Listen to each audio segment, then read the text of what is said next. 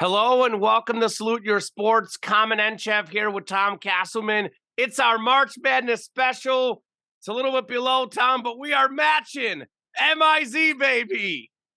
Say it, Tom. ZOU, we are dancing. Let's go. Gates has got Tigers. us in the tournament. Tigers in the tournament. The last time Mizzou won a tournament game, you were a senior in high school. I was a freshman at Mizzou watching the game in the dorm room in 2010. I think it was 09, actually, I think. But it's been that long, Tom. Yeah. It's been that long. Actually, it was 2010 because it was 09-10 season.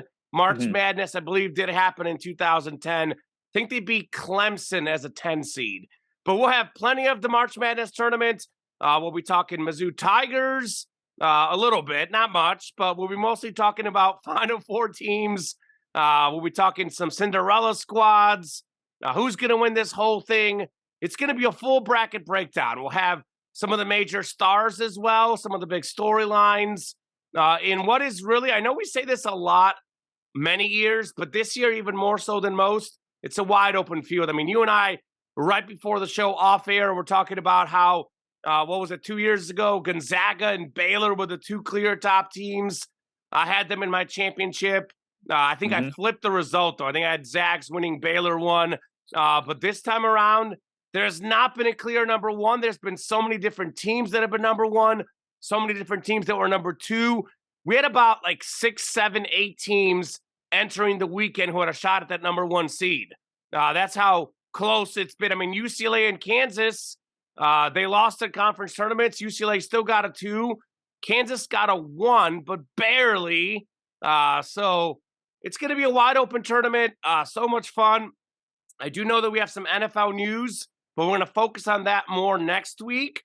The free agency period becomes official after our show. We're recording about 1 o'clock on a Wednesday. I know there's a few trades going down. We'll touch on those maybe a little bit at the end of the show. For me and my statement of the week, the Bears, of course, with the massive move. But a lot of the NFL free agency trades, etc., that'll be saved for next week. We'll be talking strictly March Madness for the most part. I can't wait to get started. I'll be honest, Tom, I didn't spend too much time on my bracket. I went with a lot of gut feelings. The team that I did pick to win it all, I've watched a lot of. And I've actually watched them at their worst and at their best. So you'll see who I'm picking. The team that I wanted to pick heading into the weekend, I put them in the championship game, not quite in winning it all. So I can't wait to get started. I'm fired up for our March Madness special. How are you doing today, Tom?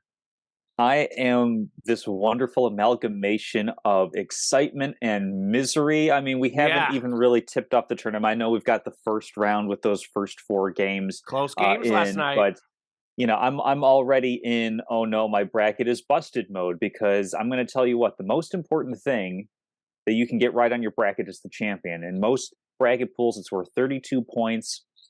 It is what decides ultimately who is going to win. I mean, everybody loves to find these Cinderella teams, and we'll be talking about them.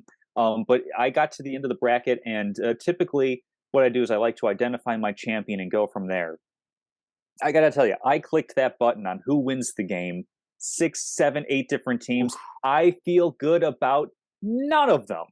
March Madness, baby. So we're going to be talking about, like you said, championship game, Final Four later on, but we will start out with some matchups that are going to be very prevalent on this first weekend.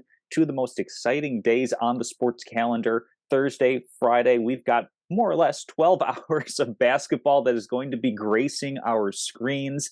And the thing that we all like to talk about, you can't win the championship this weekend, but you can, as a double-digit seed, make a run to the Sweet 16. So we've got Thursday, Saturday teams to look at, and then Friday, Sunday, the next set of teams. So, Common, who's jumping out to you as a possible lower-seeded team? And we'll restrict this to double digits and higher, lower, however you want to think about the math on that one. Anything between 12 and 16, or 10 and 16, that can make a bit of a run to get to the Sweet 16.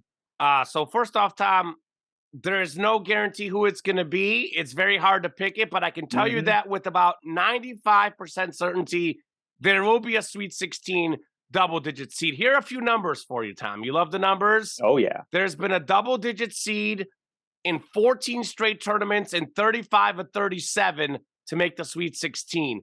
At least one 11 seed has reached the Sweet 16 in 10 of the 12 past tournaments. So I've identified the 11 seed as the place that we most likely will get a Sweet 16 team. There's two that I have my eyes on. One's an 11, one's a 12. I think I only picked one of them in my bracket because here's the trick, by the way. Do not pick too many of those because you'll get the wrong ones. Like you go for 4 double-digit seeds, 4 of them make it, and it's the 4 you didn't pick. So I picked one. I almost picked 2. So the one I do have, and this is a little bit of a gut feeling because I know this is a very hard tournament to analyze. It's very, very tough, harder than most, maybe the hardest I've ever had to pick as well. So I'm going to go with NC State as an 11 seed to make the Sweet 16. I like them because they have really good guard play, which is the key in the tournament. Their guards, by the way, Tom, are inconsistent shooters, up and down. I'm banking on them having a good weekend of shooting. Shooting usually comes in trends. You're hot one game, you're hot the next. Guard play is big in the tournament, so I'm going to pick NC State to make the Sweet 16. I think that's probably the most likely bet. I know Creighton's got a pretty good starting 5, but there's just something about Creighton that has them on upset alert for me. So I do have NC State winning the first game because of their guards. I think they win the first game, then they win the second game, and they make the Sweet 16. The other team I have, and I guess there's still time to edit this. I originally put them in the Sweet 16, then I took them out, then I put them back in. So we'll see where I go on my bracket, but I've got my eyes on VCU. They won the Atlantic 10 this year. They're a 12 seed, traditional powerhouse. They've made these deep runs before. I think they were, in the Elite 8? Or was it even the Final 4 one year, VCU? So that's a squad that knows how to win. Atlantic 10, by the way, known for Cinderellas. That's where Davidson came out, too, with Steph Curry. So, look, they have a balanced scoring team. They have a lot of balance on that team. There's not one superstar. What does that mean? You can argue you don't have the superstar to carry you, but I'm going to go the other way. There's not a guy you're relying on. Someone on that squad is going to be hot. So I've got him beating St. Mary's, who is a 5.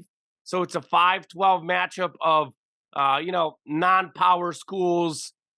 St. Mary's, they play a very slow, boring style. I think VCU is going to come out on top in that game.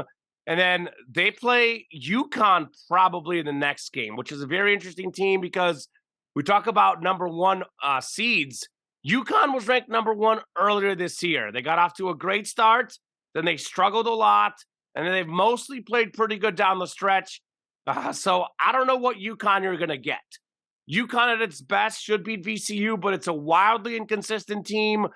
I think I'm probably going to pick UConn, but I don't know.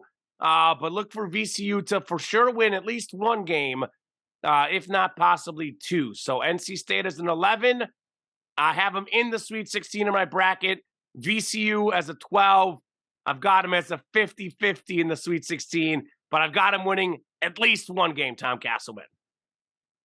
Yeah, well, I know, we like to keep things nice and friendly on the show. I sure hope to all that there is that you are very wrong on both accounts.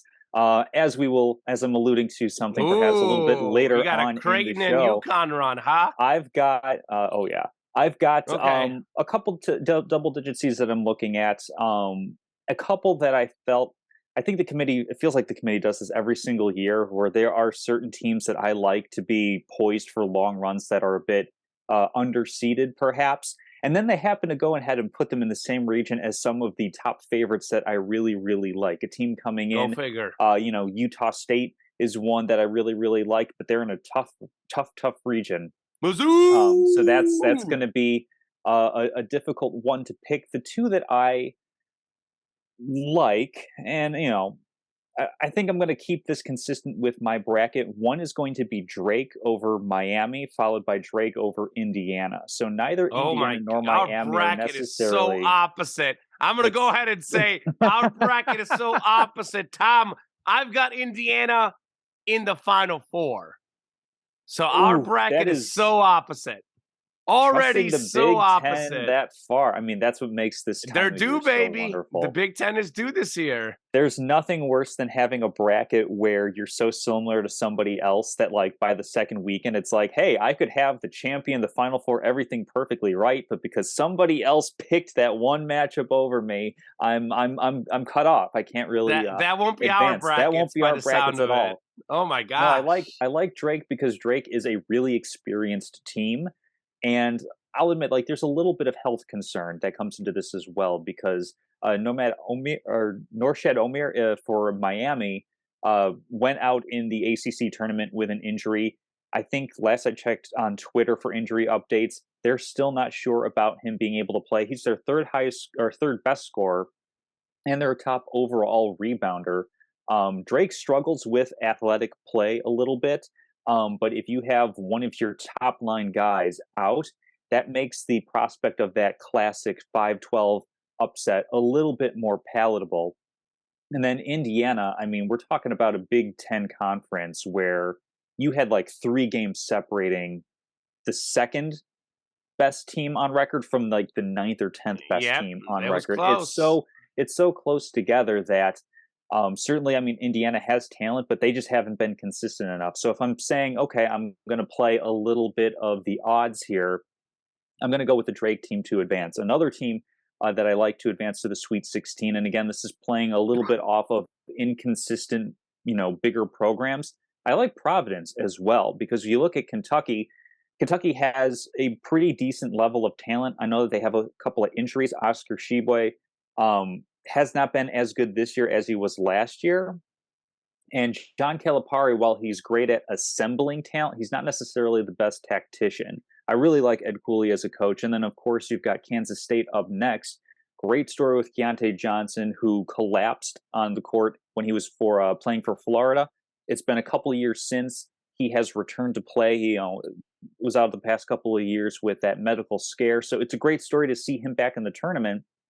But something, and this is a theme that I'll be carrying on a little bit later on in the show as well. Kansas State wasn't really well regarded coming into this season, and they were able to play pretty well in a tough conference. So it's kind of a little bit of, does iron sharpen iron, or is it one of those situations where, yeah, they were pretty good in conference play, but if you're coming in and you don't necessarily have like the talent preseason or the perceived talent preseason, if you are not really that highly ranked or thought of a team and you overachieve, I mean, college basketball is still a relatively small sample size as far as 30 games, give or take, goes.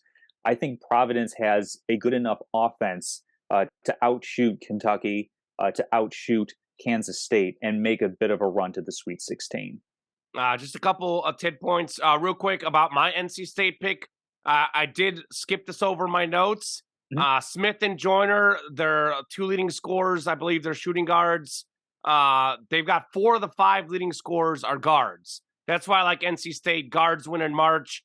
And then I'm going to go ahead and say our brackets could not be any more different, Tom Castleman. So the reason why I've got Indiana in the Final Four is they are a giant killer. They beat Purdue twice.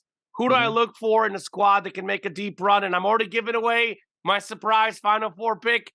Giving it away within the first 10 minutes. Go figure. IU beat Purdue twice. That's a dangerous team. That's a team that can make a run. So I couldn't disagree more with you. I actually really like Miami also. Maybe it's something about George Mason. Jim Larinaga was that coach. But he's a great coach. He's a great guy. Been there, done that type scenario. That was actually a team that I wanted to make a run as well. They happen to be with Indiana. So again, our brackets are very different. We might be completely wrong. But if I was going to pick 1-12-5 upset or 1-12 team over a 4 team in the second round, Drake would be as far away from a pick that I would make, just so that we're having fun here. We're here to have fun. We like to disagree. We've been agreeing way too much, I feel like, the last few weeks. So this is fun to disagree. It's good to go against each other a little bit. It's good to go against each other. And then you have Kentucky out early. I've got Kentucky in the Elite 8. I think they're poised to make a run. They got upset last year. I think Mm-hmm. Kentucky will make a run this year. That's a team that actually started off really bad, and they've been playing pretty good basketball down the stretch. So obviously it's March. Anything Mm-hmm. can happen. We can sit here and give you every stat there is. Guess what? The game's played on the court. It's a one-game scenario. Anything can happen.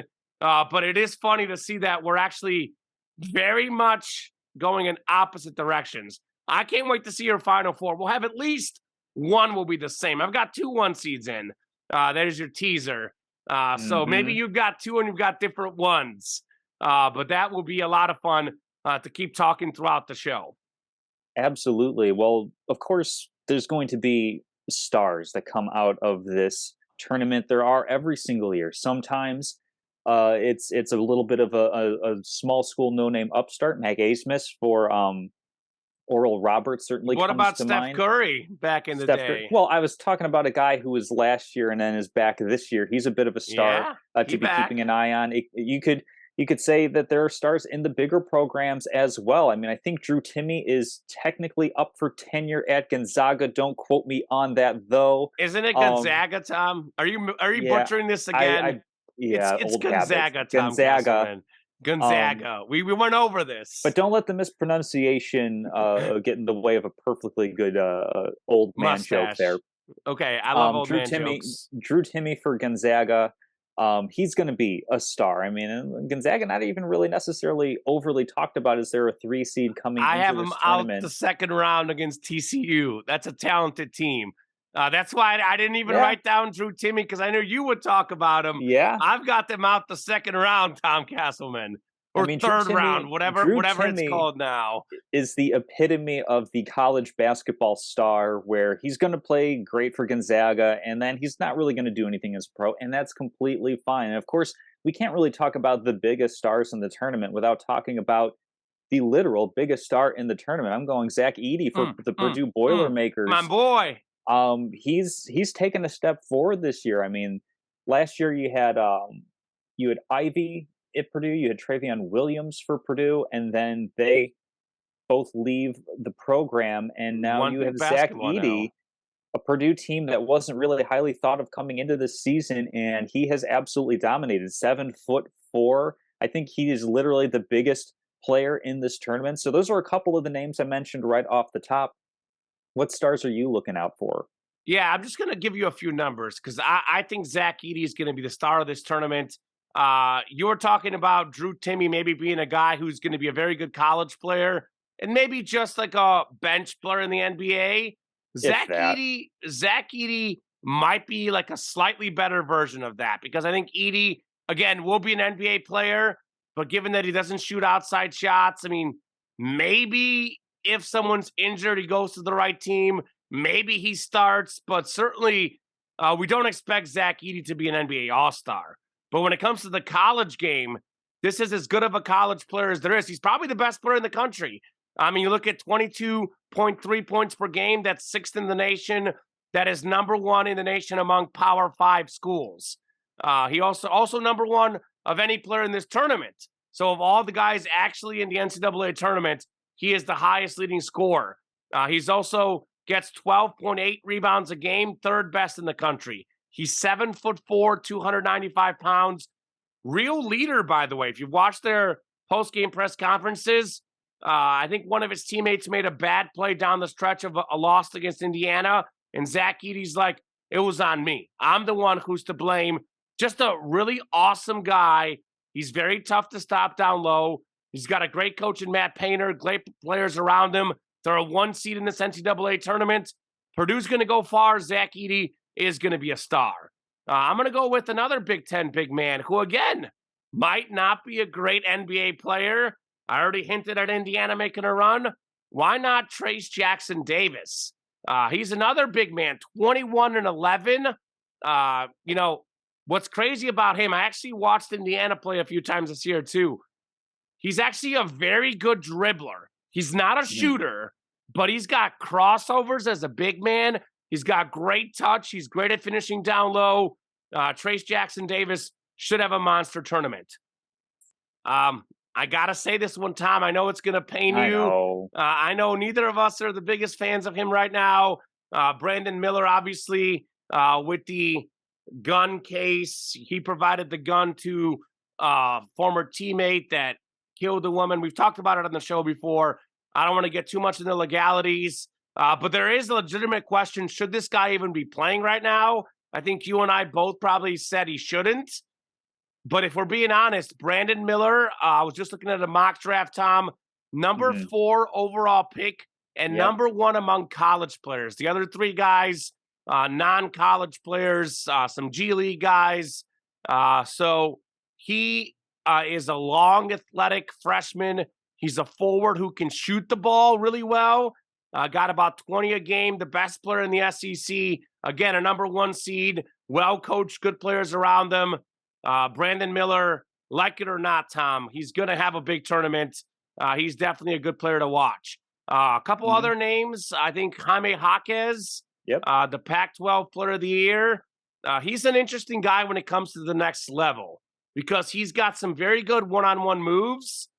He's got a good jump shot. He plays good defense, not very athletic.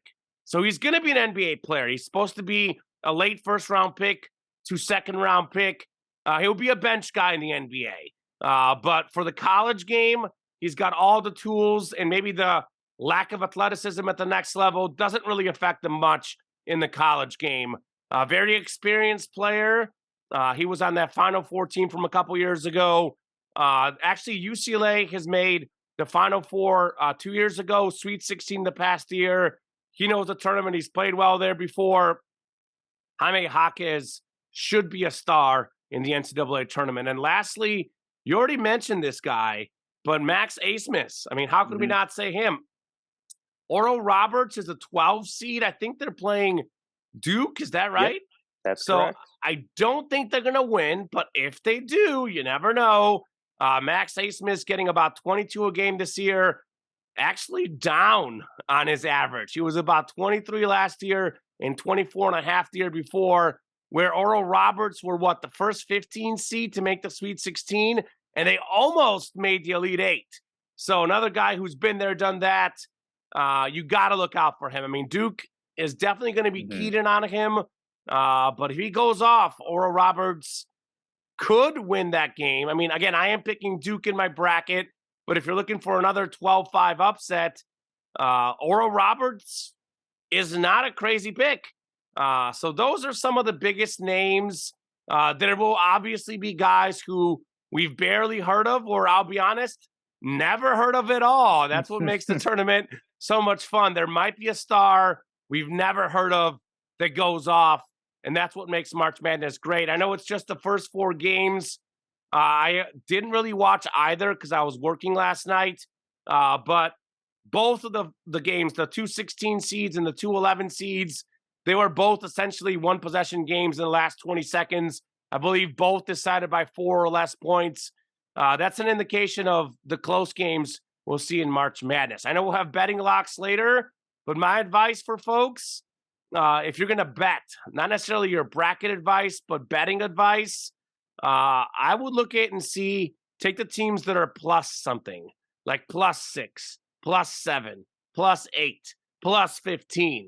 They might not win outright, but maybe bet. I'm willing to bet that if you bet the plus team in every game, you would probably profit. I don't have quite enough money to do that yet, but if that's what you were going to do, I would be willing to bet that you would probably profit. Absolutely. Well, with all these teams shaking out into the tournament, there are several conferences that have multiple bids. And we got Big 12, I think, has the most bids in the conference. Big East, Big 10, SEC, several. I think. Do I have wasn't that one wrong? It the Big 10? Does Big 10 have more?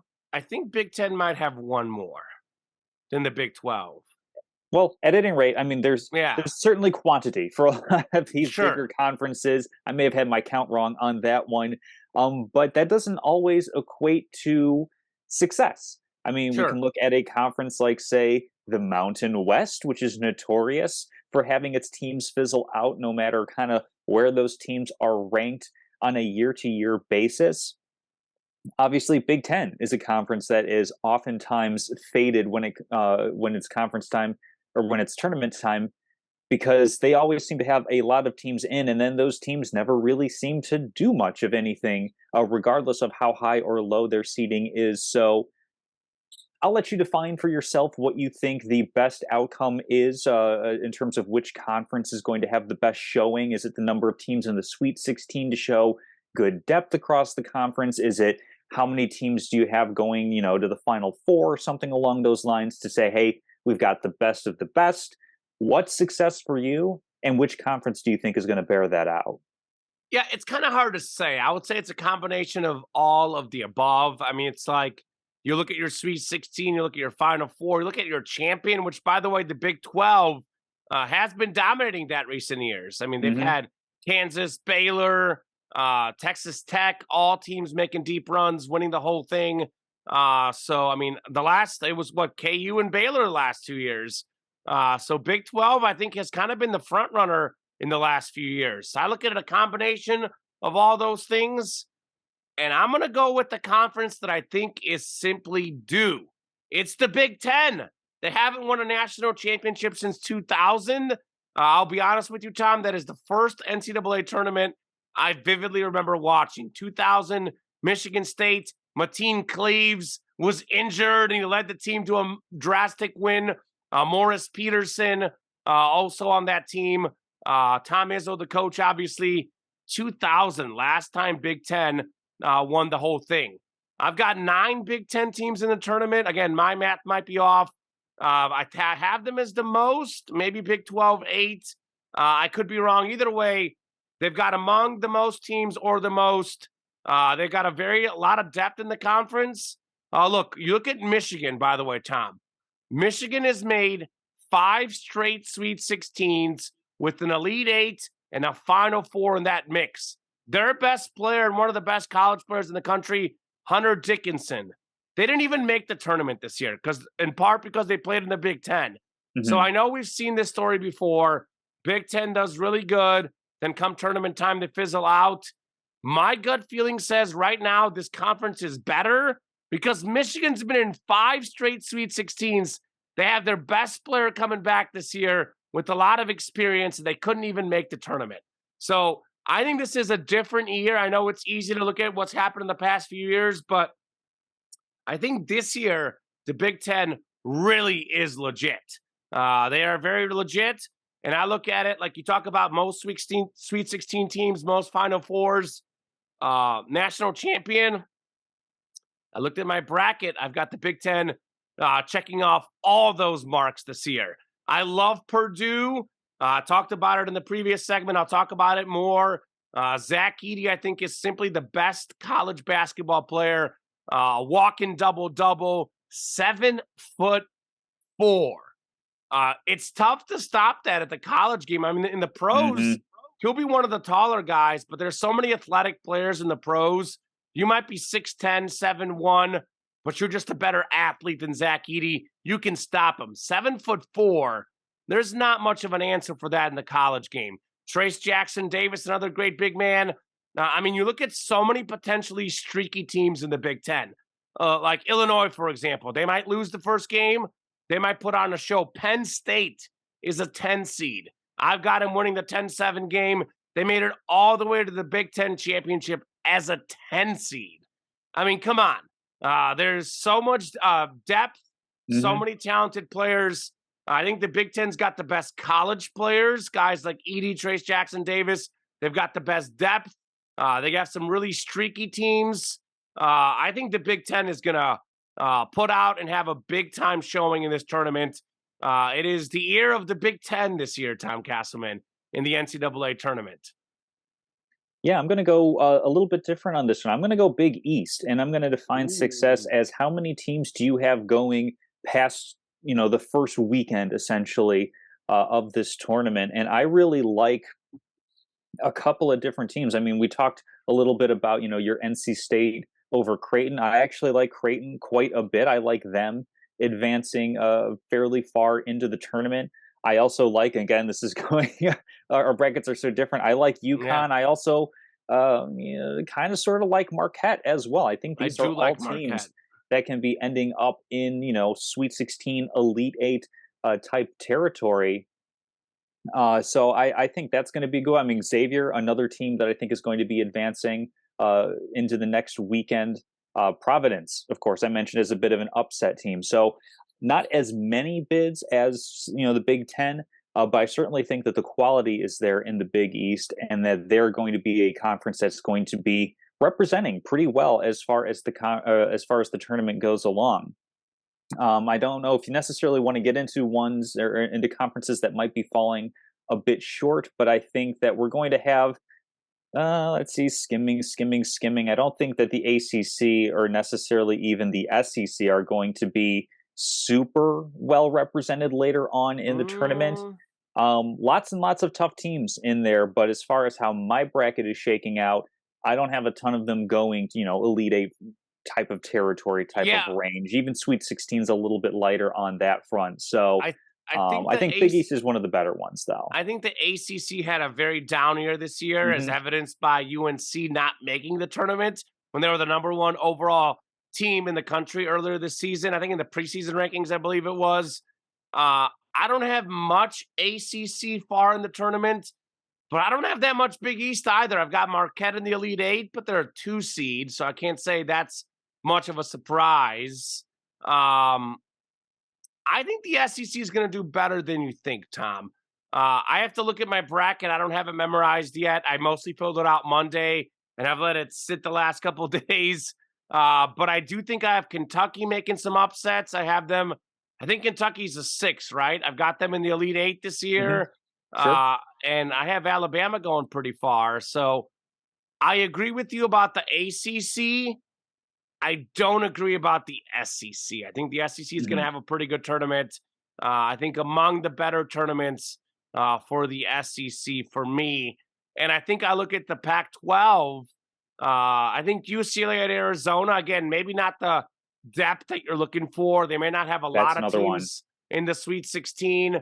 So if you're going off depth, sure, the Pac 12 may not have a lot of depth. But I've got UCLA in the championship game, and I think Arizona in the Elite Eight. So Hmm. those two teams, I think, will have a very good tournament. I did watch the Pac-12 championship. Both teams played really good defense, hit some tough shots as well. UCLA and Arizona are two dangerous teams out of the Pac-12 for sure. Absolutely. So in terms of other storylines that we're going to be following, I mean, we kind of talked about some of the big ones in terms of the double-digit seeds, the star players, which conference is going to be represented well. Are there any other storylines that you think are going to be nice tie-throughs for this tournament, or do you think this is going to be so wide open? It's just going to have to be a little bit of wait and see as to what story kind of just naturally and organically develops over the next couple of weekends. Well, I think there's definitely going to be a natural and organic storyline. As always, we got to wait and see who the Cinderella team and Cinderella star are going to be. There's always at least one, many times multiple. So that's something we'll see. We'll see a big star materialize. We'll see some, big time players coming up. That stuff we're always looking for. I think, again, I don't want to spend too much time. I know it's going to make you upset, but I think it'll be Yeah. interesting to see how Brandon Miller plays. If there's any sort of like ruling where in the middle of the tournament they kick him out, but if they don't, Hmm. how does he play? There is pressure on a freshman. You better believe some of these crowds are going to get on him. How does he respond? That is something to look at, and I think a big storyline. Even though, and maybe I'm releasing picks too early, Tom, but you know what? I've done it this show. Yeah. I don't personally have them in my final four, but they definitely could make it. If Houston does make the final four is in Houston. Hmm.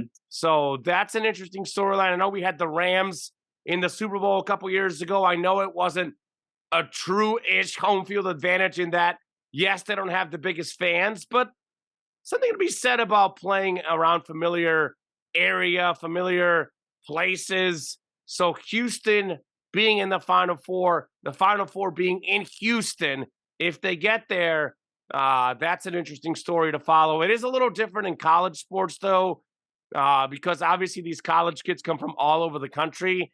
So it's not per se like they really have their family there necessarily. But still, I think it's a little bit easier. You're in a little bit more familiar storylines.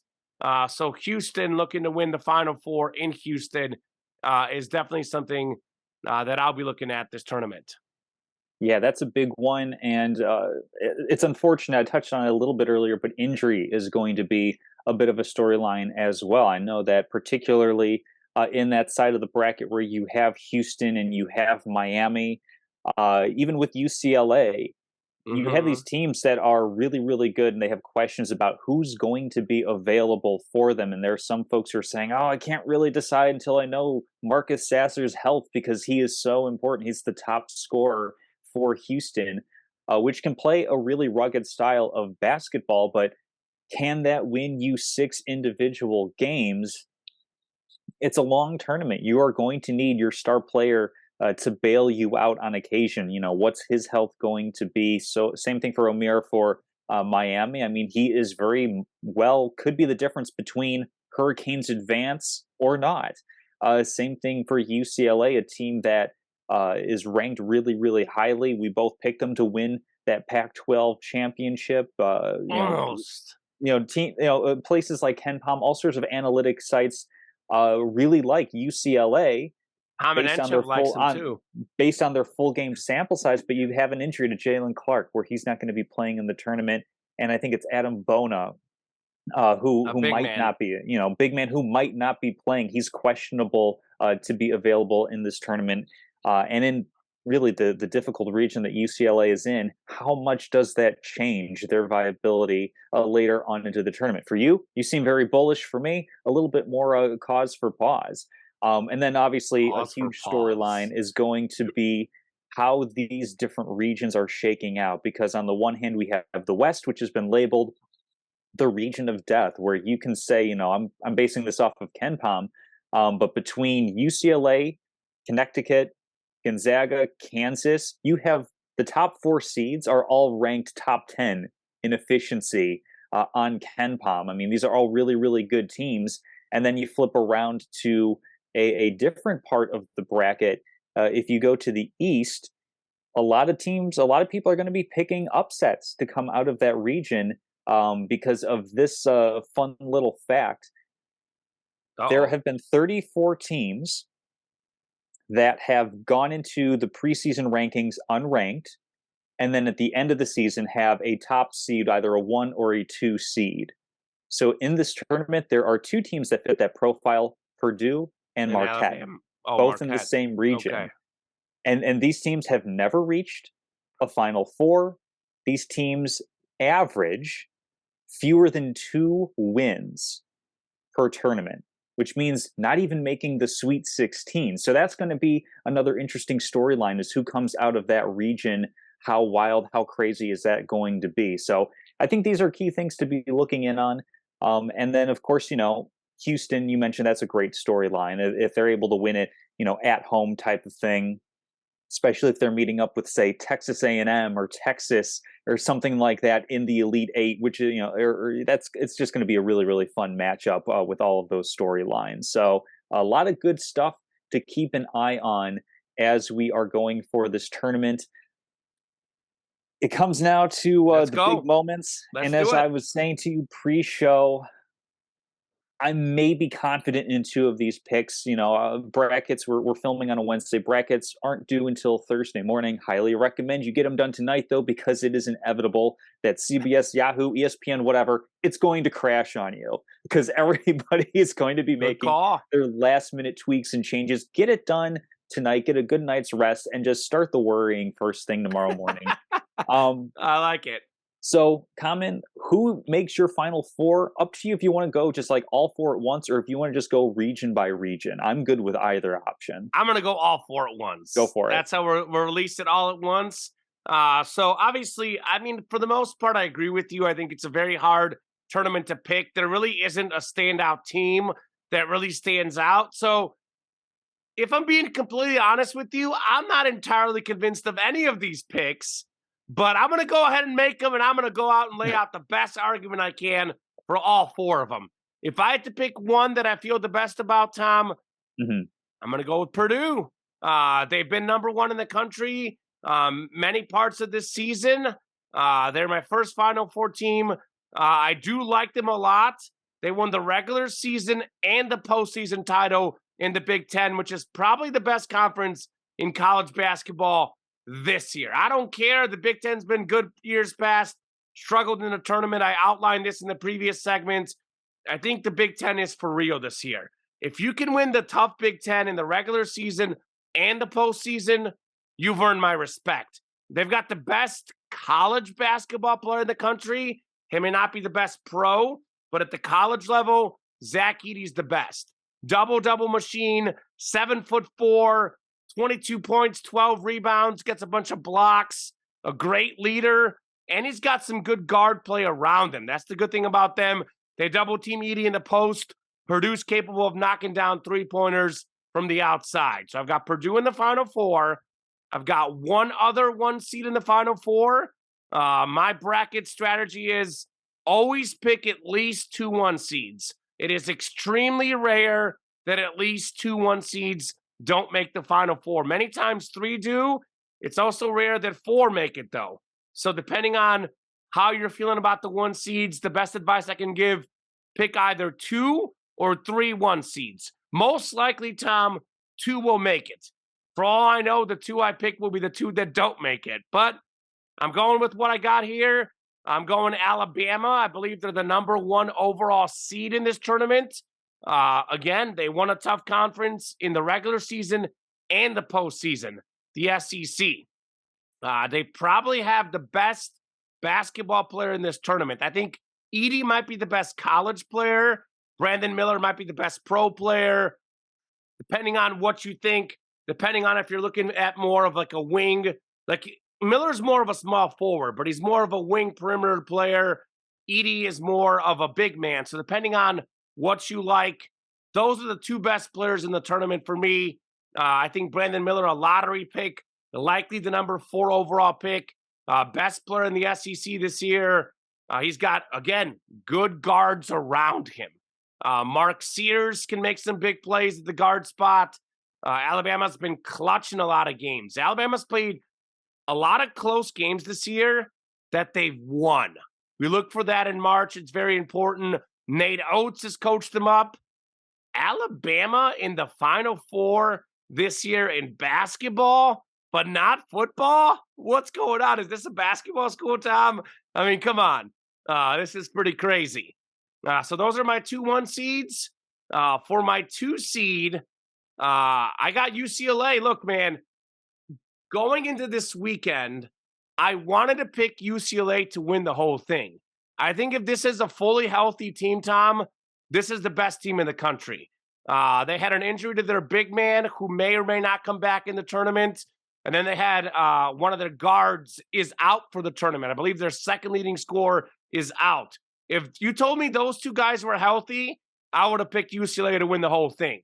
But I think they still have their 2 most important players still there. That is Jaime Jaquez, who led the Pac-12 this year in scoring, I believe. He was for sure the Pac-12 player of the year, plays really good defense. And then Tiger Campbell, their top assist man, a really good guard. 2 very experienced players. They were both in that Final Four team from 2 years ago. I think they're well coached, UCLA again. The only reason that I don't have them winning at all is actually because I think that big man being down against potentially Purdue in the championship, that's where it catches up to you when you have to guard Zach Edey. But UCLA, very good team. Again, I know the Pac-12 hasn't had a champion in a long time. I think the Big Ten and the Pac-12 will show out this tournament, Tom. They are due. And then I'm going to go with one upset. Typically, you look at the modern format, there's usually like a 3, 4, or 5 that makes it. I'm going to go with number 4, Indiana, simply because they've proven they can knock off the giant teams. They beat Purdue twice this year. Not once, twice. Purdue barely lost this year. Indiana got them twice. They'll be making the Final Four for the first time since 2002, only the second time since 1992. Talk about the mighty falling. This will have like a Bob Knight feel to it. Indiana deep in the tournament again. Really good team. They beat Purdue twice. They've also played Kansas and Arizona this year. earlier in the year. I know they lost those games, but they are battle tested. They played in the top conference. They played a lot of close games, and they won a lot of close games. I mean, they just beat Michigan in a close game a little while ago. So really like Trace Jackson Davis. They have some streaky shooters around them. Give me the Hoosiers to also make the Final Four. 2 Big Ten, 1 SEC, 1 Pac-12 for me in the Final Four. Yeah, so as I said, difficult time picking all of this stuff out. I think the one, I mean, it's hard to say I feel good about any of Sure. these. I'll start out in the Midwest because I went back and forth on 2 teams. I went back and forth on Houston and on Texas.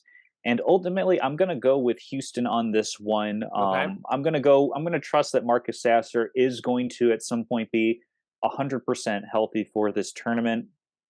And I like Houston's path. I mean, even if he's not a full go, I think they should handle Northern Kentucky fairly easily in But that lose to 116. Indiana in the Sweet 16, though. That's where I have them out. Possibly. For the Mhm. record, if not Indiana, I would pick Houston. Yeah, like Houston's an analytical darling. I mean, the thing that worries me most about them, as they are just outside the top 10 in adjusted offensive efficiency, number 4 in adjusted defensive efficiency, 344th in tempo, though, which when you're playing at that slow pace means that other teams, well, you don't have a good chance for your talent to show out as much over other teams. But this is a style that Houston has played with for quite a long time. Also, there's this number that 3-point defense. That's a little bit of a non-predictive number.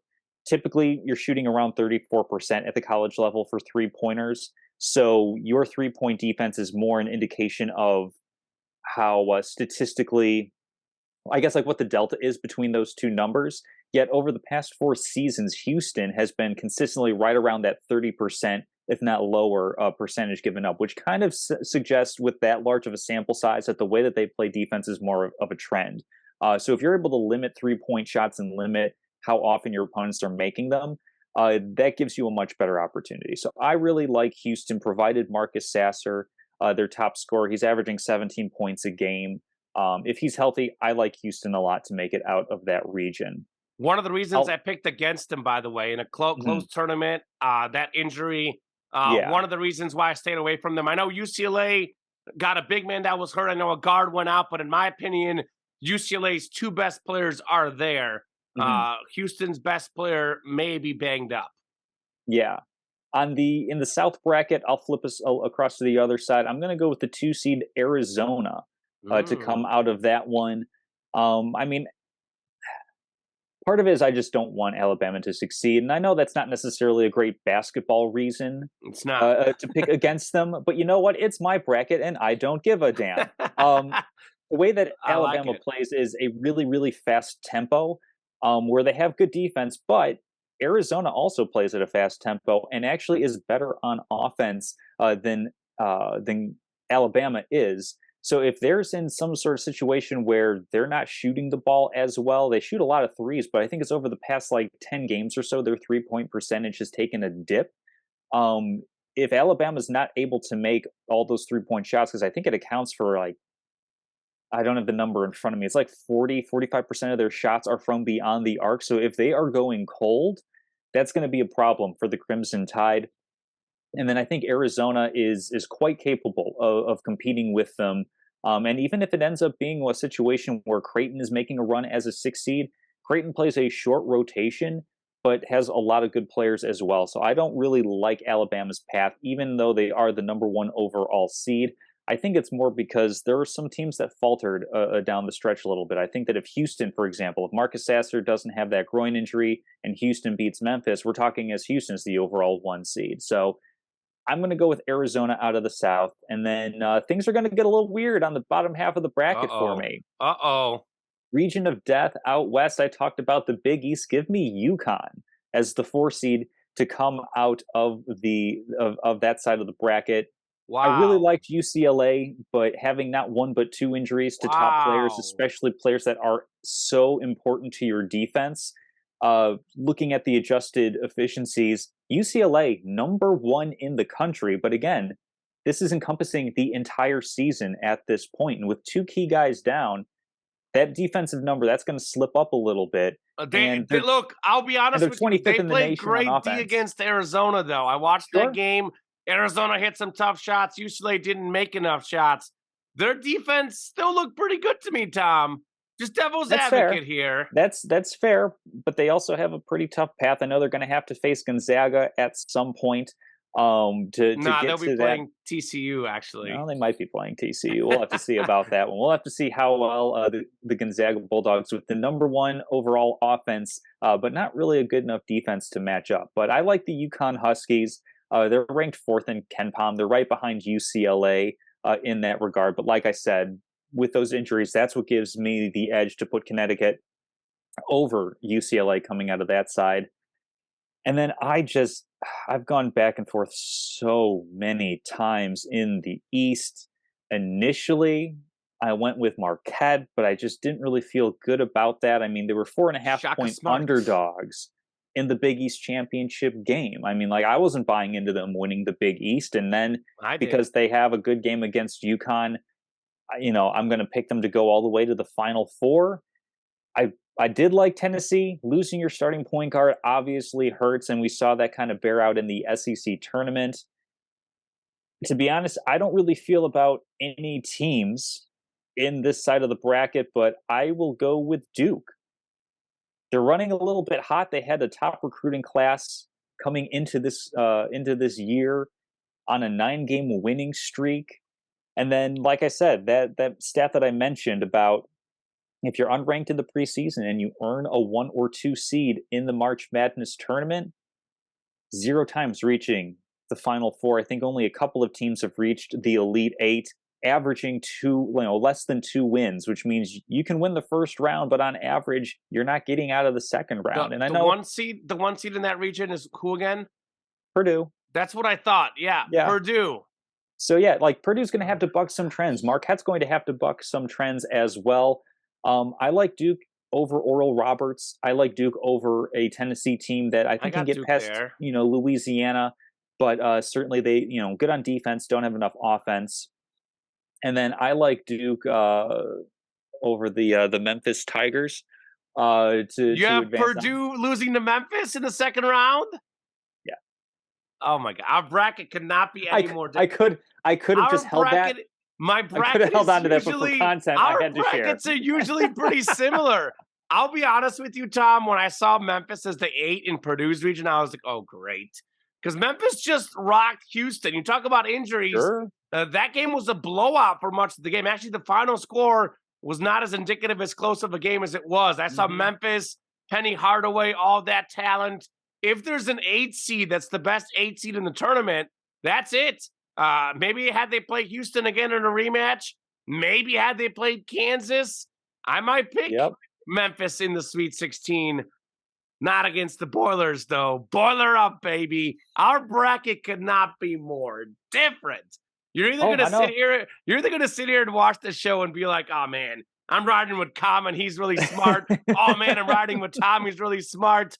Half our viewers think that one of us is really smart and the other is really dumb. We'll be revisiting this in about a few weeks, right?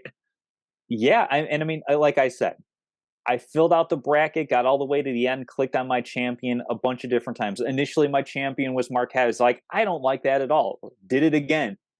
Kept going back and back and back, and I just have not really liked anybody that has been getting this far. Also, you know that I like bugging you with this statistic, this metric on KenPom, the luck factor, the luck ranking, which is basically if you're in close games and you win an inordinate amount of them. What March is about, by the way, close games, right? It's also about variance.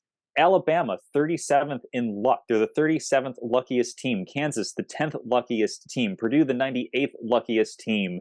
Let's see some other ones. Purdue's not lucky. They're all skill, baby. 98th out of like 340 something. Up. I just like looking at that stat as being like, here's a little bit of variance that could be coming into play as the tournament advances. Mizzou, by the way, 9th luckiest team in the nation. That's definitely going to be coming up a little bit later on in the program. Taking down Utah State, baby! That's my Final Four on the men's side. So real quickly, run down your Final Four, and I'll run to mine Final Four. Final Four: Houston Cougars, Arizona Wildcats, UConn Huskies, Duke Blue Devils. So Houston's a 1. Yep. Arizona's a 2, right?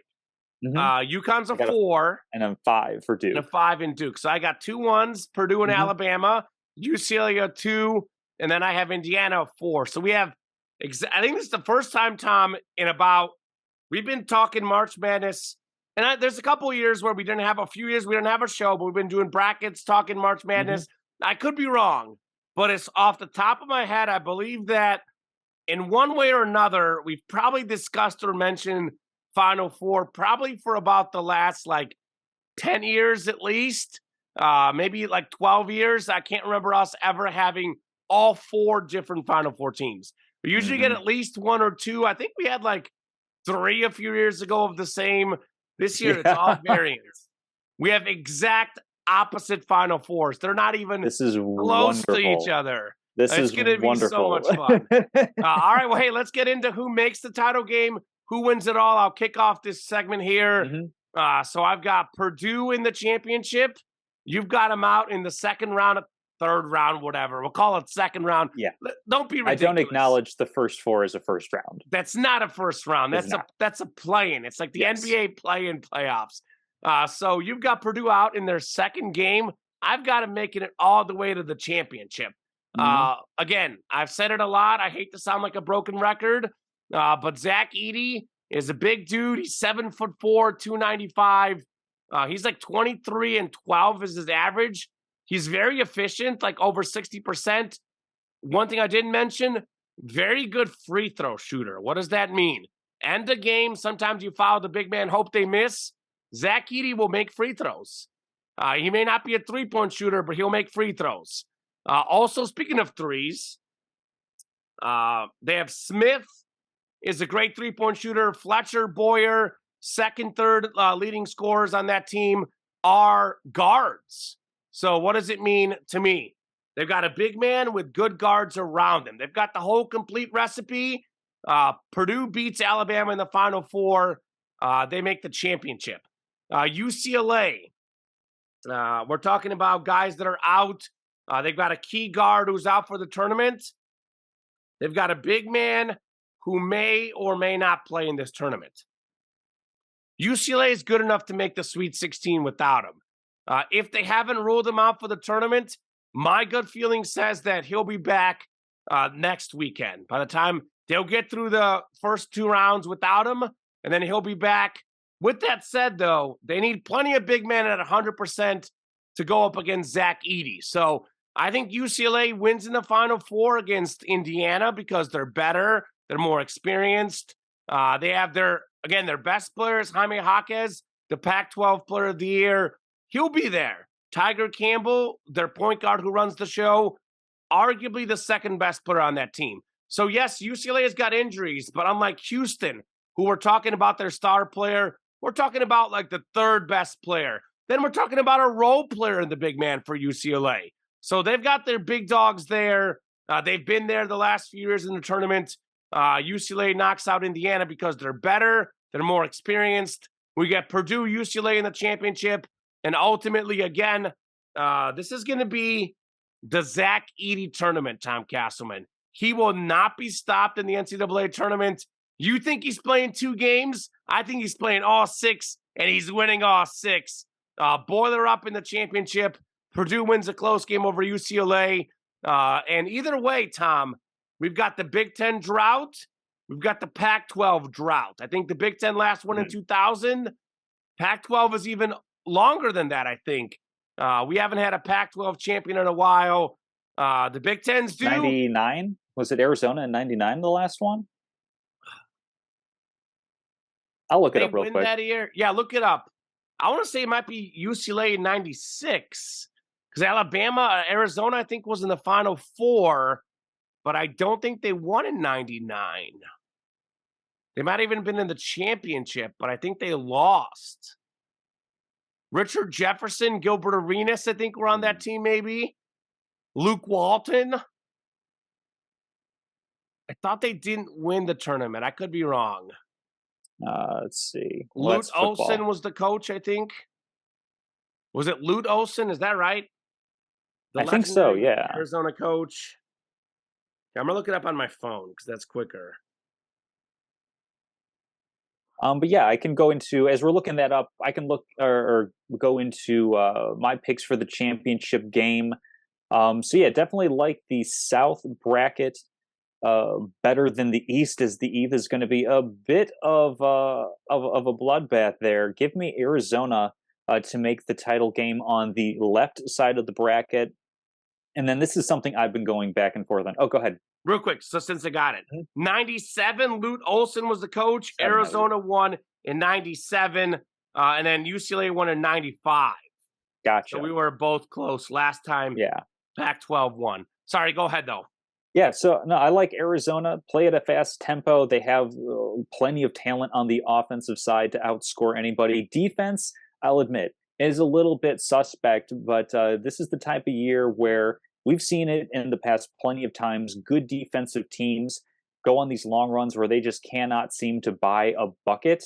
Whereas when you're on the offensive end, you can be a little bit more comfortable trying to, quote, run and gun a little bit more. So give me the Wildcats to make the championship game on the left side of the bracket. And then on the right side, going back and forth on this so much. On the one hand, Houston without Marcus Sasser, if he is either, aggravating that injury and unable to play, that makes Houston a risky pick to make it to the title game. On the flip side, UConn is playing in the toughest region of this bracket, so picking them to go to the title game feels a little bit daunting as well. They're going to lose to VCU, right? Makes me want to pick it even more now in the second round just to be even funnier against you.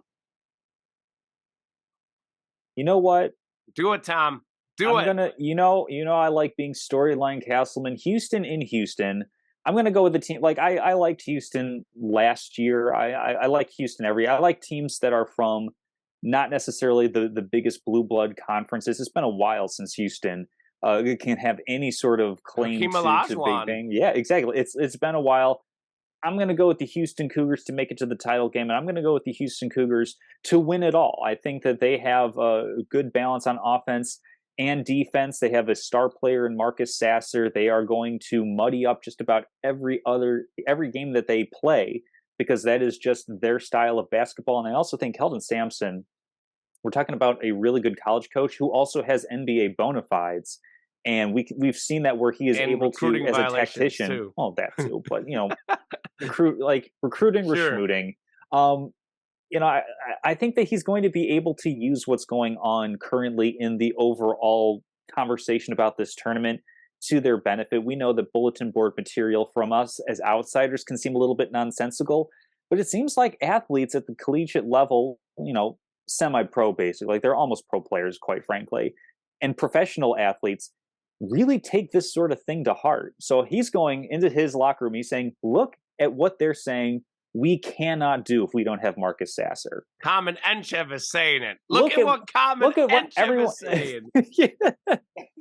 He's got my name on the locker board. Yeah, you've picked up like 12, 15 followers from that locker room type of thing just for the bulletin board material. But just saying like, hey, we are a preseason third-ranked team in the country. 3 losses this year have been to Alabama, and they have wins against Virginia. They have wins against Oral Roberts, Kent State, all these other tournament teams. I think that they're going to be able to go into this tournament, and Kelvin Sampson's going to be able to coach these guys up. And as concerned as I am about tempo, this is where the efficiency kind of balances out a little bit. If you are able to make the most out of the fewer possessions that you have a better chance of winning, quite frankly. And on the flip side, if you're able to limit your opponent in fewer chances, that also increases your margin for victory. So give me the Houston Cougars. I've had my heart broken I don't know how many times by other teams. I mean, I'm not going Gonzaga. I could have thought about it briefly. Out the second round. I'm not Talented ready. TCU team. Very I'm not ready talented to TCU feel that team. again. So give me Houston over Arizona. I mean, for all of the upsets that we're talking about that are going to be happening in this wide open tournament, ultimately it's going to come down to, the top probably about like 7, 8 teams that you could legitimately say have a good chance of winning that. And I'm throwing in, like Alabama, I'm throwing in Texas. There's all sorts of different teams that could viably win it. These are the two I'm going to go for my title I game. mean, I agree with the same thing with you. A 1 or 2 seed will probably win this. I've got Purdue as a 1 over a 2 UCLA. Here's another storyline for you. I didn't even think about it until just now. And obviously, you think it may not happen, but Calvin Sampson used to coach Indiana, right? Indiana versus Calvin Sampson in the Sweet 16. Storyline Castleman. They're there. They're there, baby. Oh, I'm going to be referencing other storylines as we get later into the program. Really quickly, we'll jump over to the women's bracket for a brief touch on Final Four and champion because, I haven't watched that much men's basketball and I have watched even less women's basketball. So I know there are a couple of good stars. I mean, of course, you've got Caitlin Clark out in the Big Ten for Iowa. In a year where we don't necessarily have outstanding talent on the men's side, Caitlin Clark might be the most outstanding electric player in college basketball, period, regardless of men or women's side. Agreed. Of the sport. She is phenomenal to watch. So, Common, I know last year you were big on Iowa. Do you have the Hawkeyes making it to the Final Four for the women's bracket? I do have the Hawkeyes. You kind of just said it. Caitlin Clark. I mean, Caitlin Clark is like basically the Stephen Curry of women's college basketball. I know there's a percentage of our viewers right now who have no idea who that is. Or maybe they've seen 1 or 2 SportsCenter highlights. But she's basically like Stephen Curry. She can hit a 3 from a mile away. She can also dribble well. She can pass well. She may not dunk the ball. I mean, then again, what women's players dunk? Not many. But basically, it's like watching Stephen Curry on the women's side. It's the best way I can describe her game. So I'm not really sure how Iowa got a 2 seed in this tournament.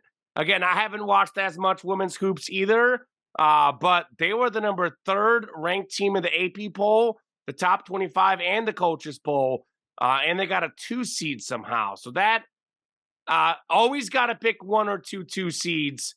I got Iowa as a 2 seed in the tournament. I've got them in the Final Four. UConn is a number 2. The Huskies haven't been as good in recent years, haven't been in the Final Four in recent years. I know Paige Beckers got hurt, obviously, before the season even started. I think that Gino and UConn do the underdog role thing. They get in the Final Four as a 2 seed. Then I'm going to pick 2 1 seeds, Indiana, the 1 seed out of the Big Ten, which kind of tells me it's a Big Ten type of year. I mean, we've got Indiana and Iowa both ranked top 5 in the country in women's hoops. Big Ten's pretty good. Look for the Lady Hoosiers to make the Final Four as a 1. And then I think doesn't take a genius to make this prediction. South Carolina, 32-0, have not lost a game this year. They have a great big post, Aaliyah Boston, a double-double machine, one of the best players in the country. And Zaya Cook is a great guard as well. So obviously, well-coached team by Dawn Staley. I think UConn plays South Carolina in the championship. Gino versus Dawn. Tempers flare like they did earlier this season. And South Carolina wins because right now South Carolina is the top of women's basketball. They're basically, maybe I'm making too many comparisons to the women's game and other sports, but I know a lot of folks don't follow it closely. They're like the Georgia Bulldogs right now.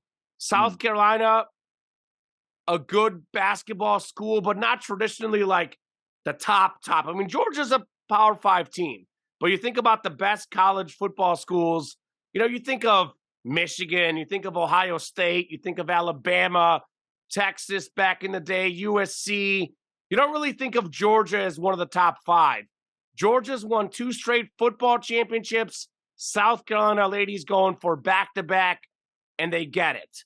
So I got 2 seeds, UConn And then Iowa with Caitlin Clark, the great player. Problem with Caitlin Clark is she plays South Carolina in the other Final Four semifinal. Had they been on the opposite sides of the region, I would have loved to pick an Iowa and South Carolina final. I can't do it. So South Carolina over UConn in the championship on the ladies' side. Yeah, we're pretty much more or less the same on this one. I've got South Carolina winning it all over UConn. I've got Indiana making it to the Final Four. I'm going to be just ever so slightly different. I'm going to go with the overdog. I'm going to go with Stanford over Iowa. I think Clark. She's a phenomenal player. I think Stanford just a little bit more balanced. And like I said, since I don't really watch a ton of college basketball. I'm more looking at different analytical and predictive models. I'm looking at box scores of all the different of all the different teams throughout their season, and basically just kind of like doing a little bit of homework. I have seen her play, by the way, in an actual game, and she fits the eye test too, Tom. Absolutely. She's spectacular. Yeah, I wouldn't be surprised at all if Iowa's making. I mean, the women's side, I'm going through the bracket that you and I are doing along with Drew Brackett, a friend of ours. And there's a lot of chalk on the women's side of the bracket. I mean, I know that there's going to be upsets, but women's basketball is at the point where you still have a couple of teams that are clearly above all else. And Dawn Staley, like you said, with South Carolina, absolutely fits that description. Moving quickly to locks of the week. We did pretty all right as a show. Yeah, we did. Actually, it's we did. We did okay. So we'll do a quick recap, and then I know for me, I'm going with an all March Madness card. Same. I'm sure you're going to do the same as well. Same. We both like to do the massive tournaments. Real quick, as far as the men's versus women's bracket, a lot more upsets historically on the men's side. It's March. There's always upsets. Ladies' side, much fewer upsets for those folks who are maybe filling out both brackets. As far as betting locks, we both went 2-1 this last week. It seems like, I feel like typically one of us either goes 2-1 and one of us goes 1-2. A little bit more often it's been you on the 2-1, but lately it's been me a little bit. So we've been running on that like 500 mark for about the last month or so. This time we both went 2-1. A 4-2 week for the show. I had Oklahoma State -1 over Oklahoma. That was correct. Oak State winning 57-49. Won a lot of money on that game, Tom. I'll say that. Bulls Nuggets over 225 points. This one I missed, only 213. The Bulls won in Denver, 117-96. Any given day in the NBA, right? That's wild. Although the Bulls do play better against the better teams and worse against the lesser teams, we've seen it enough this season. Lastly, Clippers -2.5 over the Raptors. Clippers winning 108-100. Got that one right. You were 2 for 3. You had Grambling to win the SWAC. You were almost 3 for 3. 8 seed Texas Southern beat Grambling in the SWAC championship. You had San Diego State at +150 to your credit to win the Mountain West. We both picked it. We both got it right. San Diego State winning the Mountain West. And then you had Arkansas -115, +1 against Auburn. Arkansas winning 76-73, the Razorbacks. I'll let you get started. I'm actually going to look at the updated lines because I did these yesterday. Crazy day today. I meant to review my notes. Did not have much time, so I'm going to pull up the updated lines and see what adjustments I have to make. But you can get started with your picks. Yeah, so of course we mentioned our alma mater, the Missouri Tigers, are in the tournament, a team that can put up a lot of points, but also give up a lot of points. Also, 9th luckiest team, which indicates that their record isn't as good as the team is overall. And who do they match up against? But a team in Utah State. I believe it's the Aggies also like to score a lot of points and give up a lot of points. In fact, that game is so high scoring that the over-under is set at 155.5. That's a massive number, but I'll go ahead and take Utah State -1.5 over Mizzou. Could also look at money line if you wanted to. That's at -125, but I'll take the 1.5 at -110 on that front. Another team that was a bit of a darling of mine, got them on locks of the week, didn't get them in my conference tournament pick. The Arkansas Razorbacks, another team that has a ton of talent, hasn't really been doing much to put it all together. But if we're talking about how much coaching matters in college basketball, Eric Musselman is a very good in-game tactician. Brad Underwood, not quite so much. You don't like Brad Underwood? I mean, I like him just fine. I just don't think he's as good of an in-game tactician. Evidence Loyola versus Illinois a couple of years back, where they simply could not adjust to Loyola's pressure despite having the two best players on the court at all times.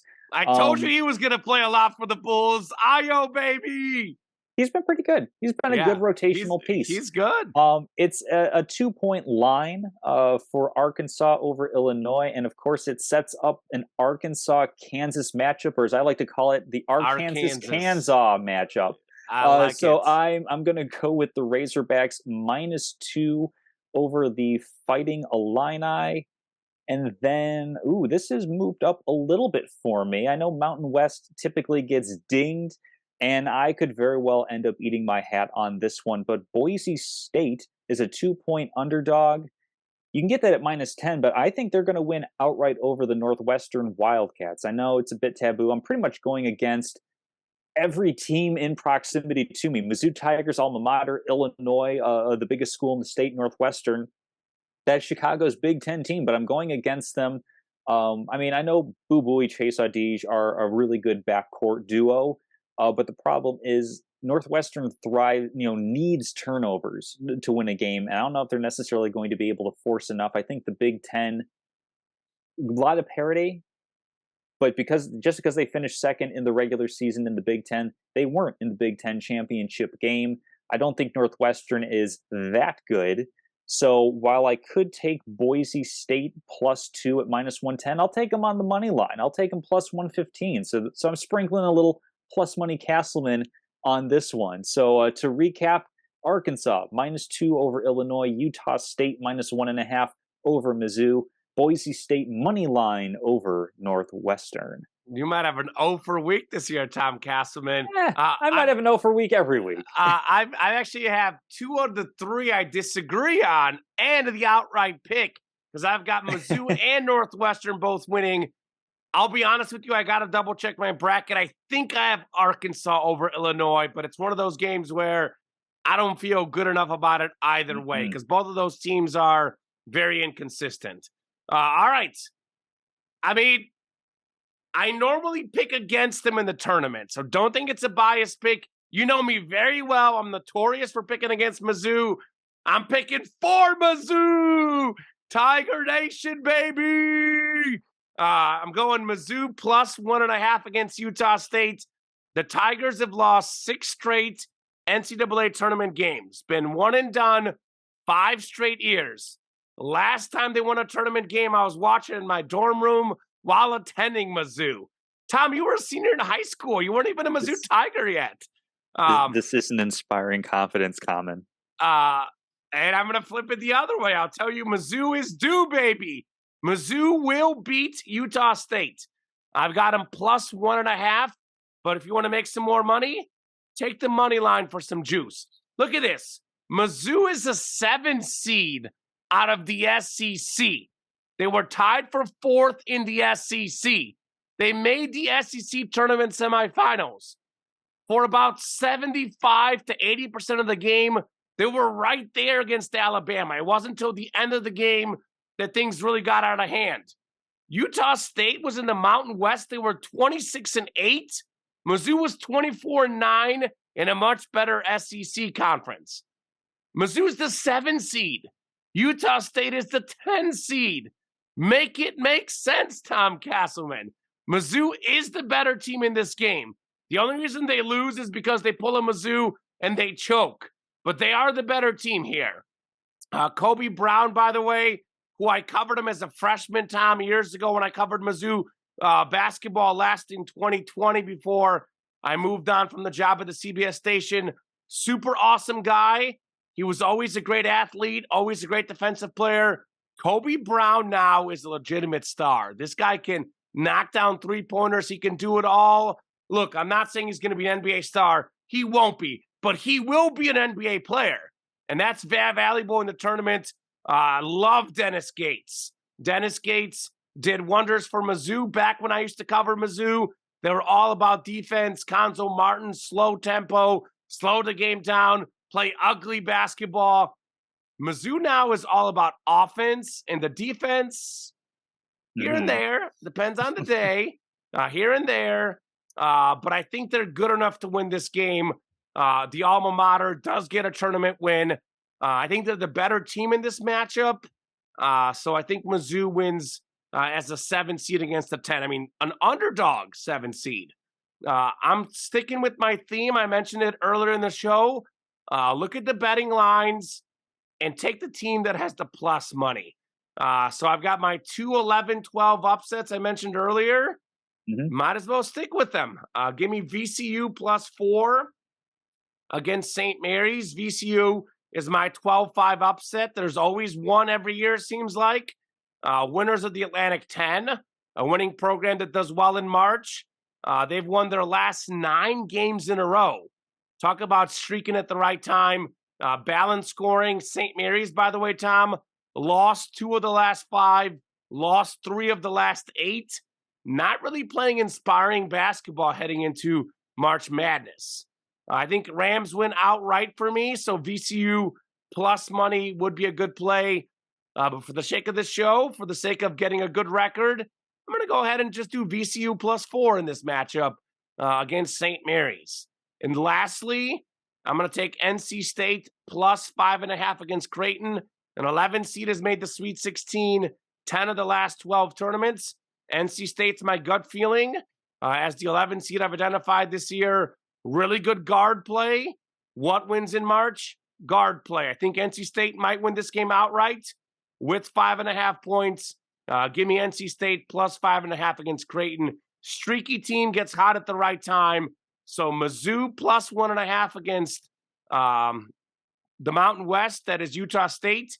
VCU +4 against St. Mary's, and NC State +5.5 against Creighton. We're going to have a 3-0 record this week. I guarantee it, as Charles Barkley would say. Well, moving on to statements and salutes. Well, how about trivia? I have a little trivia. You got trivia? Okay, let's go to trivia. For some reason, I feel like we might have addressed this last year, but I'm going to go ahead and do both of these questions in case we addressed one of them, if not either. Maybe we did. I feel like I heard this somewhere last year. I don't know if it was this show or at work or elsewhere, but most total points scored in an NCAA tournament by a player. Who has the record and how many points? Most points scored in a single tournament. In a single tournament. And then I've got a bonus question for most career points after. But let's tackle this one first. Would it be Kansas's best, Wilt Chamberlain? No. Ooh. I think they had less games back then. Don't quote me on that, but I believe when he played, makes sense. They did not play 6 games back then. I want to say it was like 32 teams or 6. Yeah, I don't know. I don't want to mess up the number, but it was not a team of 64. Wilt would have had less games back then. Gotcha. Most in a single tournament. So I'm gonna go with like somebody who like went all the way. Like would it be Kemba Walker? UConn? No, not Kemba.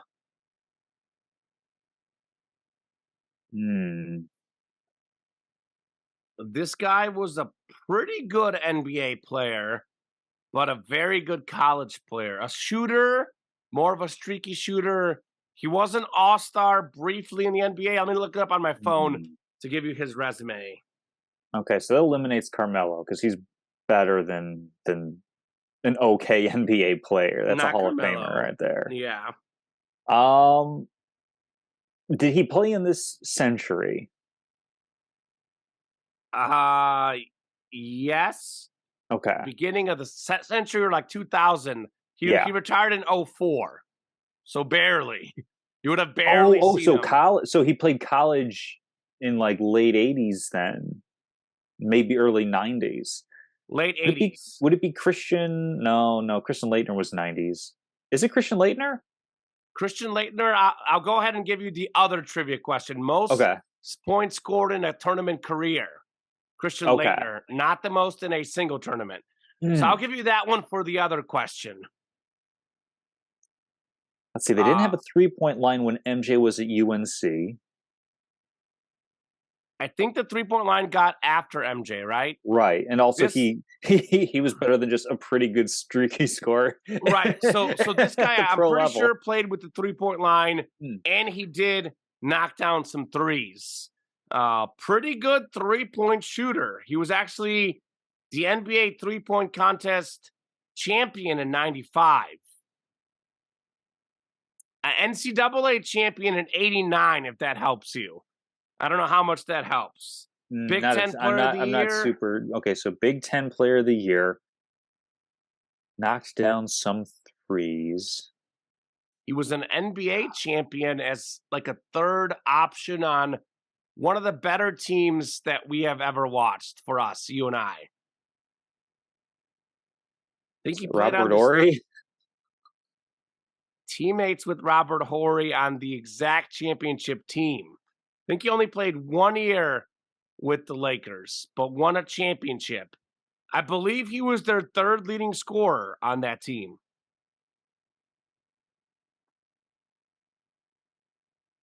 I know you're going to say it. I'm going to know it instantly, but I'm blanking right now. Also played for the Heat, the Hornets, the Knicks, the Rockets, and the Clippers.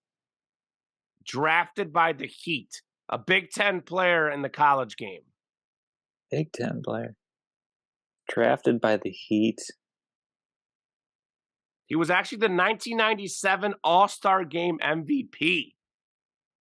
That's not helping. Is it Harold Miner? I don't know. No, he's a small forward. Mm-hmm. Number 41. I don't know if that helps you at all. I'm flailing here. Go ahead and give it to me. Played for Michigan. I don't know if that's going to help you in the college game. Glenn Rice? Glenn Rice. Yes, sir. Okay. I was about to give it to you. I feel, okay, so I do feel like that's ringing a bell now. I think we may have done that trivia, but... That's outlawed as trivia for next year. Yeah. Glenn Rice. Yes. 184 points over 6 games, 30.67 points. So the big dog, the mad dog? The junkyard dog was Glenn Robinson. Gotcha. Also a player of that era. Gotcha.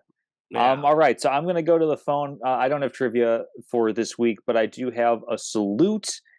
Okay. So I'm just going to read this off because, I mean, he's an icon that obviously we see him when it comes time for the Olympics. We see how he has transformed a particular sport, but never really knowing much about him.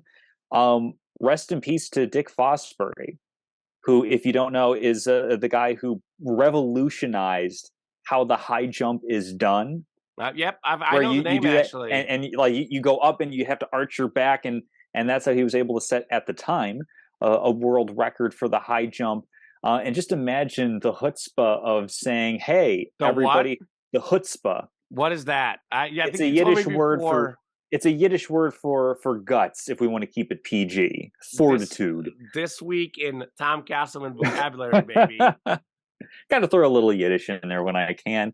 Why not? But imagine being able to go up to people who have coached and worked, so hard at this athletic event and say, "I know how to jump better than all of you." Like, that is such a great move, I guess, like, to think outside the box and say, well, there's nothing against the rule saying I can't do it this way, and I'm actually able to use my physiology to help me get a little bit better results. So I think it's a fun salute. Dick Fosbury, wonderful just impact on sport in general, and an encouragement to think outside the box for certain things. That the way that we've done things, that's why I shoot like this. Basketball. That's why I do it. Sean Marion, Noah? baby. Oh, Sean Marion. Yeah, they both shoot kind of that way. Yeah. So yeah, that's my salute for the week. A statement. I'm eschewing a statement because with this bracket show, there are so many statements that have been made, and this is what we're going to be looking at going forward. And I know that we're going to be touching on other things as we advance in the program next week and beyond, as we're going to be touching on NFL as well. Plenty of content there. I'm just going to wait until some things are solidified a little bit more before I have any statements on how the NFL is going. But that's what I've got for this week. Yeah, so real quick, a couple quick NFL notes. I just got an alert that the Cowboys are officially parting ways with Zeke Elliott. Wow. So that literally is breaking as we speak, about 2:30 here on a Wednesday Central Time. Other report this morning that Baker Mayfield is going to the Buccaneers to be their starting quarterback. Going from Brady to Baker, quite a transition there. But better than Kyle Trask, right? So we'll definitely talk about that more next week. Jimmy G reportedly signing with the Raiders. So I want to say it's 4 p.m. that free agency is official. You can negotiate deals. You can't officially sign until 4 p.m. So obviously that it hasn't been 4 p.m. yet. We're going to wait until we get more of these deals, kind of analyze all these deals all in one, all these trades. Trades, by the way, are still valid as of now. So there is one trade I want to hit on a little bit in my statements. And then obviously the Aaron Rodgers stuff is going to break at some point. It does look like it's probably going to be the Jets. But as of 2:38 on Wednesday, March 15th, Aaron Rodgers is who knows where. But he doesn't have a team officially yet. Technically, he's a Packer still then, Technically right? still a Packer, yes. He is under contract. All right. So the Bears had a massive trade. Let me pull this up, actually. I retweeted it on my phone. I think I wrote it down here, but I'm going to pull up Adam Schefter's tweet on my phone to drop the – I mean, you know the trade, but for the viewers – Yeah, they have the 9th overall pick in this draft, the 61st overall in this draft. They have Carolina's first rounder next year. Yep, and then a second-round pick the year after. In 25, and DJ Moore. So the first thing about this trade, the most overwhelming thing that I took away from it is, I know you've heard the stats now, but I did a little stat digging. DJ Moore has more career receiving yards than any player ever did as a Bear. How sad is that? He's got more than 5,000. No Bear ever has more than him. The leading receiver in Bears history, I'm blanking on his name right now. Johnny Morris. Played in like the 60s or no, not even the 60s, something like that. 50s and 60s. Back then, if you had 2,000 pass yards, you were leading the league in passing yards. Yeah. Mahomes does that in 5 games. Yeah. 6 games, whatever. So that's the number one overwhelming feeling I had about the trade. I was like, this is sad. So that's the first thought. And then I've been going back and forth on this trade because you know how high I am on Bryce Young. I feel like the Bears are missing out on Bryce Young. I'm also pretty high on CJ Stroud. I think that Bryce Young for me is definitely better than Justin Fields. I think CJ Stroud might be better too. But they got a haul. I was going to say if they were to trade that number 1 overall pick, I like what they did as far as DJ Moore. He was 11th in the league in receiving yards 2 years ago and 11th 3 years ago. Did have a down season this year. But how much of that is due to so many quarterbacks going through Carolina? I don't know. But I do like that they got a proven receiver is what they need.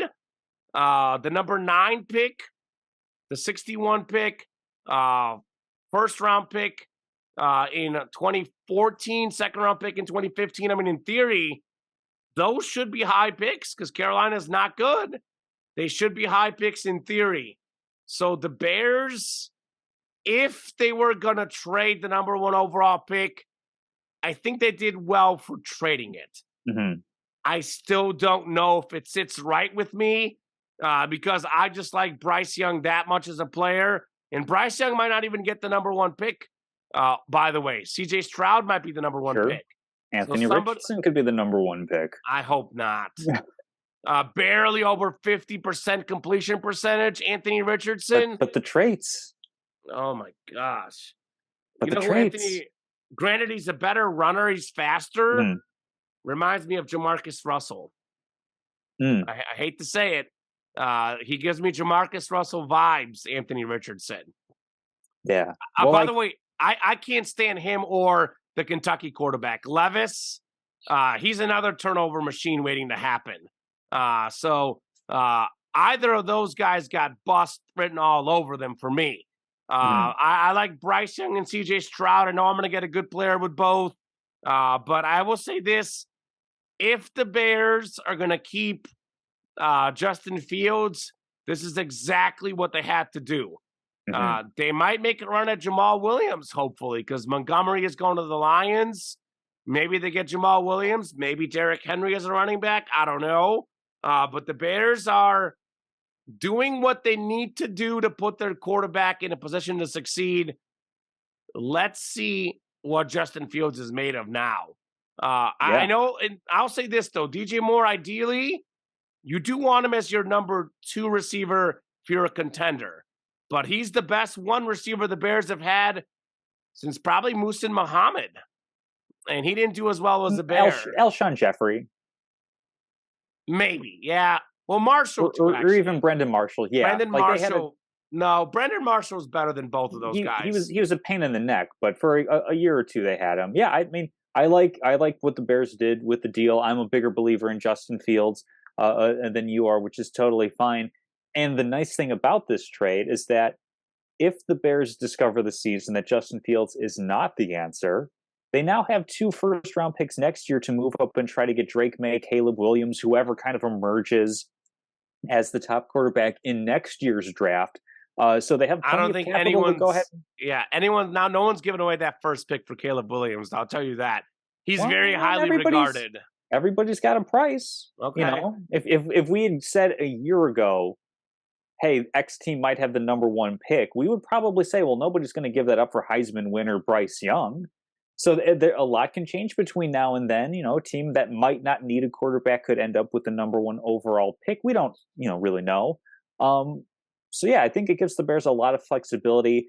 I personally think Justin Fields is going to take a big jump forward I hope so. now that he's going to have some better weapons around him, and ideally, the Bears are going to continue to work to add offensive line talent so he's a bit more protected. Actually, has time to process and make the throws, and then he's just so special with his legs as well. I think that he can make the advancements as a passer because those are things that you can coach a bit easier. You can't really coach his instinct and his ability to run. So I like it for the Bears.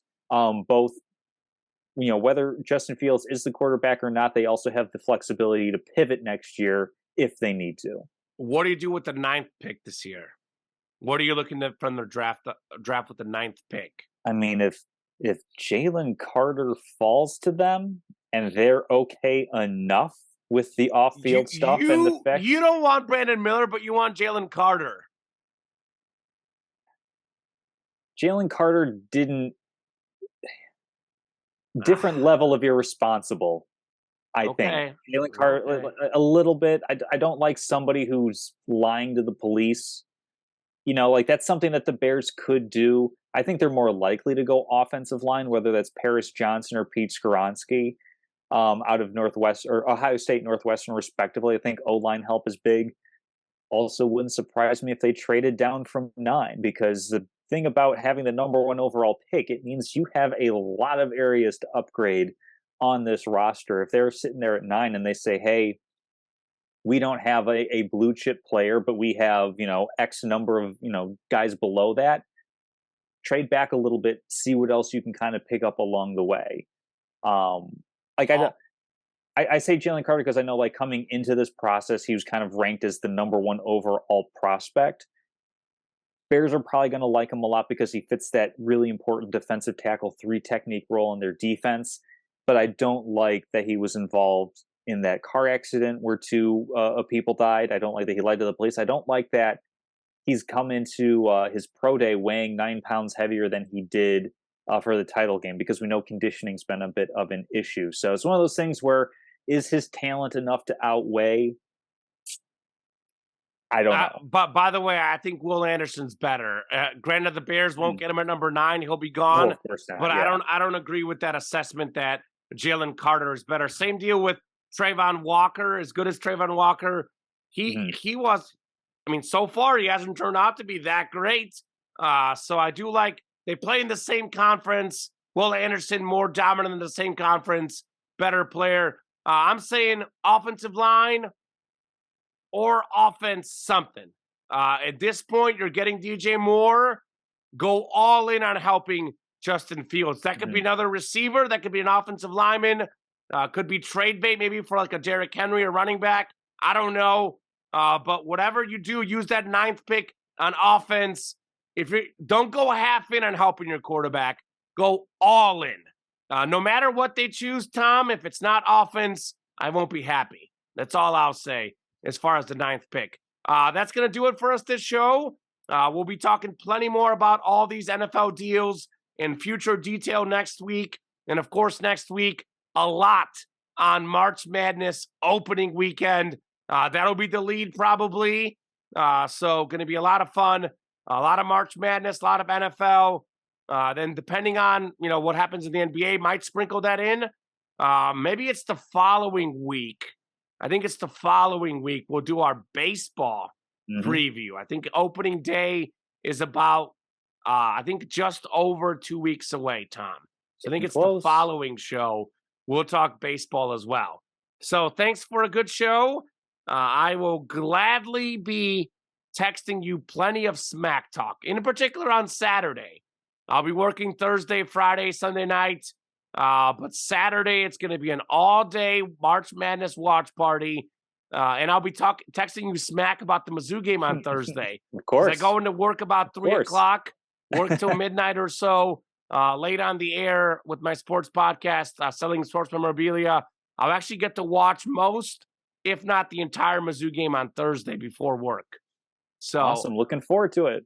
I'll see you, Tom. Thank you so much for another great show. Thank you to all the listeners, viewers, and we'll see you guys next week.